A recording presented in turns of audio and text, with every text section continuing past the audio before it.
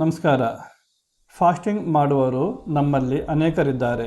ಅಂದರೆ ಎಲ್ಲ ಧರ್ಮದಲ್ಲೂ ಸಹ ಫಾಸ್ಟಿಂಗ್ ಎನ್ನುವ ಪದ್ಧತಿ ಇದೆ. ಅವುಗಳಲ್ಲಿ ನಾನು ಇಂದು ಫಾಸ್ಟಿಂಗ್ ಮಾಡಬೇಕಾದರೆ ಯಾವ ರೀತಿ ಮಾಡಬೇಕೆಂದು ನಾನು ತಿಳಿಸುತ್ತೇನೆ. ಮೊದಲನೇದಾಗಿ, ಕೆಲವೊಬ್ಬರು ಫಾಸ್ಟಿಂಗ್ ಮಾಡುವಾಗ ಆಗಾಗ್ಗೆ ಸ್ವಲ್ಪ ಆಹಾರವನ್ನು ಸೇವನೆ ಮಾಡುತ್ತಾರೆ. ಅದಕ್ಕೆ ಫಲಾಹಾರ ಎಂದು ಕರೆಯುತ್ತಾರೆ. ಅಂದರೆ ಸ್ವಲ್ಪ ಹಣ್ಣನ್ನು ನಾವು ಸೇವನೆ ಮಾಡಬಹುದು, ಇಲ್ಲವಾದರೆ ಸ್ವಲ್ಪ ಮಜ್ಜಿಗೆಯನ್ನು ಸಹ ನಾವು ಸೇವನೆ ಮಾಡಬಹುದು.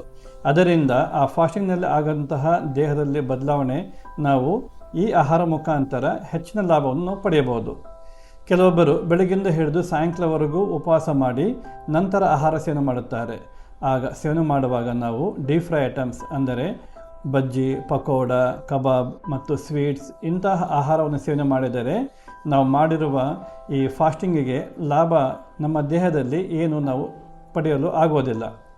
ಹಾಗಾಗಿ ನಾವು ಫಾಸ್ಟಿಂಗ್ ಬಿಡಬೇಕಾದರೆ ಬಿಡುವಾಗೂ ಸಹ ನಾವು ಡ್ರೈ ಫ್ರೂಟ್ಸ್, ಮಜ್ಜಿಗೆ ಇಂಥ ಆಹಾರವನ್ನು ಸೇವನೆ ಮಾಡಿ ಬಿಡಬೇಕು.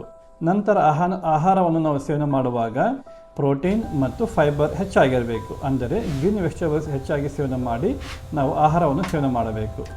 ಇಂತಹ ಆರೋಗ್ಯ ವಿಡಿಯೋಕ್ಕಾಗಿ ನಮ್ಮ ಚಾನಲ್ ಸಬ್ಸ್ಕ್ರೈಬ್ ಮಾಡಿ, ಲೈಕ್ ಮಾಡಿ, ಶೇರ್ ಮಾಡಿ. Thank you.